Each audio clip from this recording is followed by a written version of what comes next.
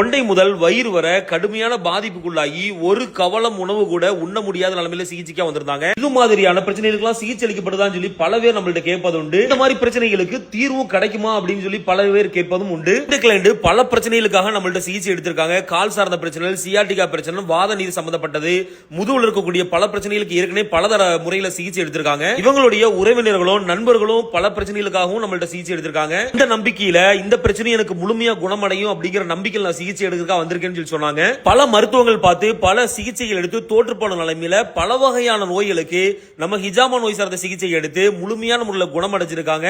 அது நம்ம சிகிச்சையின் மூலமாக வெற்றிகரமா நடந்திருக்கு. இதனால இருக்கக்கூடிய உள்ளுறுப்புகள் இருக்கக்கூடிய மார்பு ஊசி குத்தல் வழியா இருக்கட்டும் மற்றும் நெஞ்சிற்கு நோய் என்று சொல்லக்கூடிய ஷார்ட்னஸ் ஆஃப் பிரீத் என்று சொல்லக்கூடிய குறுகிய மூச்செழுத்தல் நோயா இருக்கட்டும், வீடியோக்கள் முன்னாடியே நான் போஸ்ட் பண்ணிருக்கேன். வயிறு சார்ந்த அப்பண்டிஸ் பெயினா இருக்கட்டும், நிறைய விஷயங்களுக்கு முழுமையான விடுதலை.